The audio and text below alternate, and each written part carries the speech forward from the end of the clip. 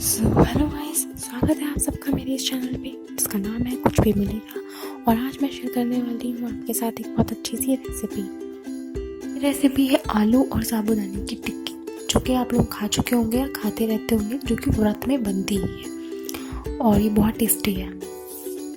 चलिए बनाते हैं इसको और स्टार्ट करते हैं और बताते हैं इसमें क्या क्या इंग्रेडिएंट लगेंगे और ये कैसे बनती है और ये कितनी टेस्टी बनती है। चलिए स्टार्ट करते हैं। पहले आपको ये करना है कि इसको आपको साबूदाने को अपने हिसाब से जितनी आपको बनानी है उसके अकॉर्डिंग आपको निकालना है साबूदाना, और उसको लगभग 1 से 1.5 घंटे पहले उसको अच्छे से बॉईल यानी कि पानी में रख देना है। और यहाँ पर लिए हैं मैंने 4 आलू जो कि बॉईल है, और यहाँ पर मैंने लिया है धनिया और हरी मिर्च जो कि मैंने इस चॉपर से कट करी है। और अगर आप लोग इस चॉपर को लेना चाहते हो तो ये आपको ऑनलाइन बहुत ईजिली मिल जाएगा। अभी मैंने यहाँ पे लिया है, मुझे यहाँ पे रवा मैं यूज़ करूँगी जो कि है बिना भुना हुआ रवा। और इसको यूज़ करने के लिए मतलब हमें कैसे सब कुछ कैसे मिक्स करना है उसका प्रोसेस मैं आपको अब बताती हूँ। एक बड़ा बाउल लीजिए, उसमें जो बॉयल आलू है उनको अच्छे से हाथों से क्रश कर लीजिए। सारे आलूओं को क्रश करिए, इन भी उसमें गिर यानी कि गांठ या फिर लम्स नहीं आना चाहिए, जैसे कि आलू के छोटे छोटे पीसेस होते हैं। अच्छे से इसको अच्छे से आपको एकदम क्रश कर लेना है। और ये ध्यान में रखिएगा आलू अच्छे से बॉईल हुए हों, अगर अच्छे आलू पके ना हो, प्रॉपर बॉईल हुए हो। और यहाँ पे बॉईल कर रहे हैं, यहाँ पे मैं इसको क्रश कर रही हूँ। 4 से 5 आलू बहुत होते हैं। अगर आप 10 से 15 टिक्की बनाना चाहते हैं तो इतनी टिक्की आपके 4 से 5 मीडियम साइज़ के आलू में आराम से बन जाएगी। फिर इसको मैं एक डो की तरह प्रॉपर कर रही हूँ ताकि इसमें कोई भी लम्स या फिर कोई गांठ ना रहे, कोई टुकड़ा ऐसा ना हो जिसमें यहाँ मुँह में आने में ख़राब लगे। तो अब इसमें मैं ऐड करूँगी साबूदाना जो कि मैंने 45 मिनट या 1 घंटे पहले भिगो के रखा हुआ था।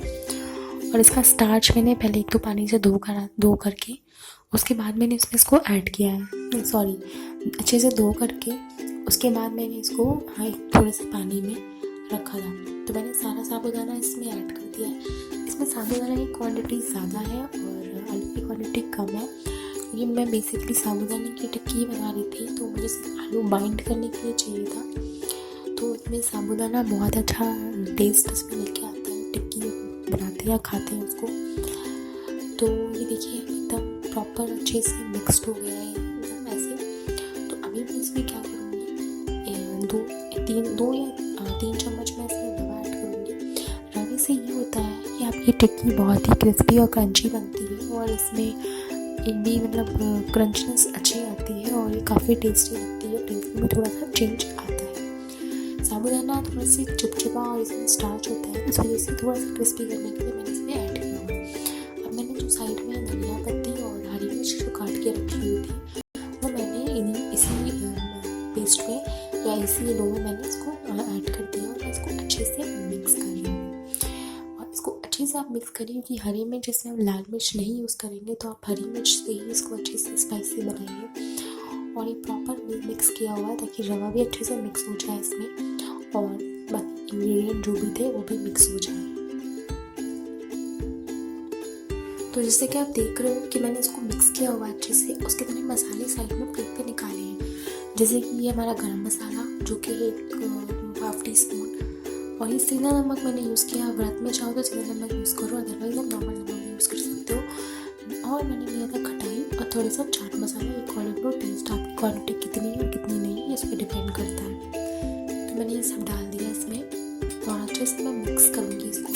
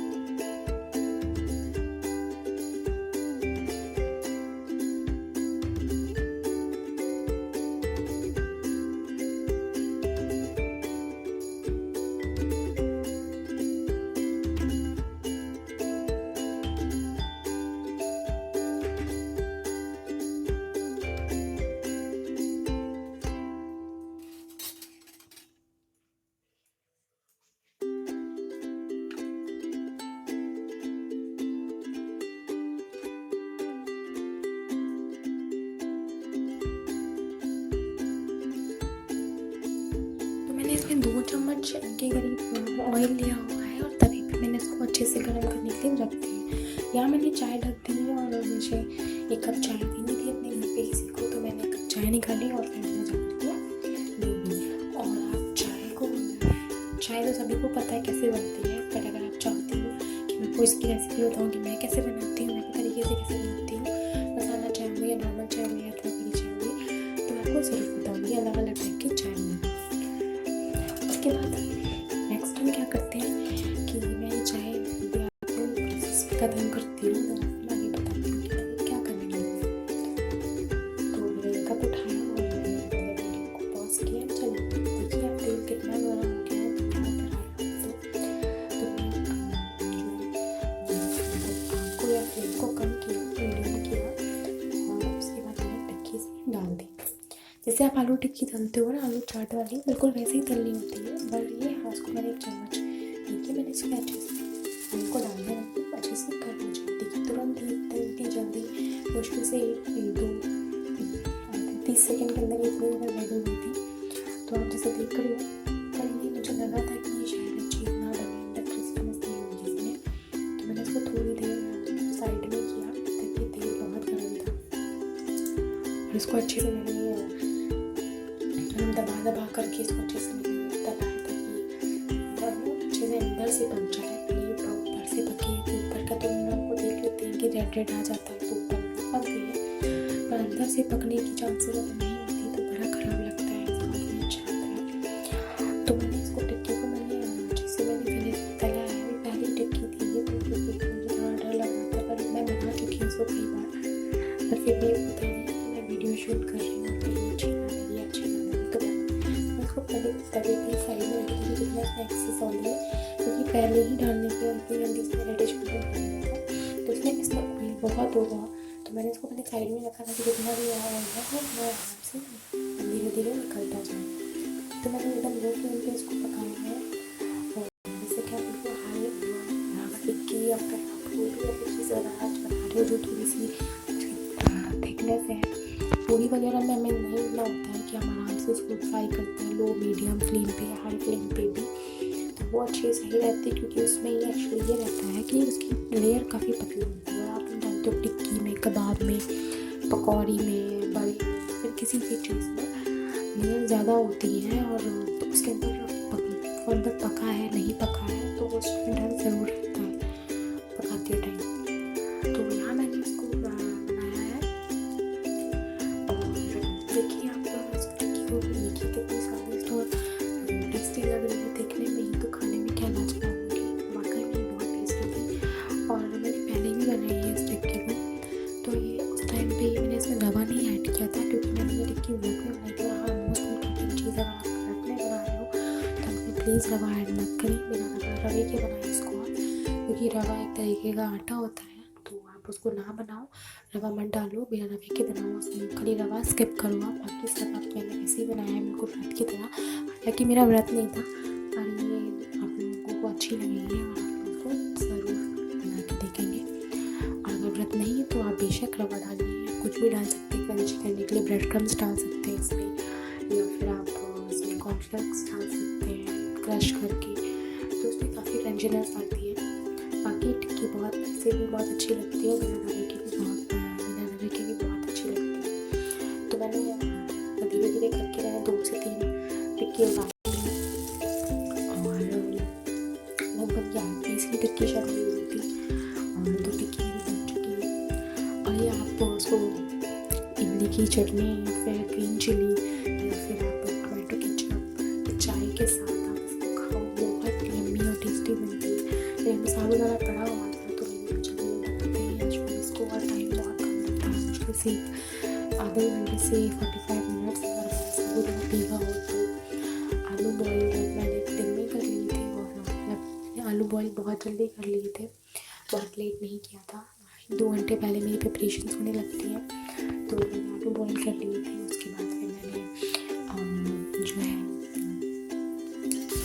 साबुदाने को बॉयल किया, बॉयल नहीं किया, 45 मिनट लिया, तो आराम से ये शाम के नाश्ते के लिए टिक्की हमने खानी थी, बहुत टेस्टी बनी थी।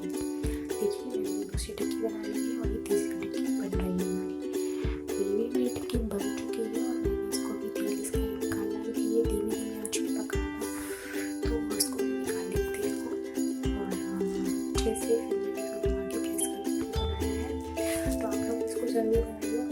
टिक्की बना करके फिर दिखाती हूँ मैं कैसी बनी है।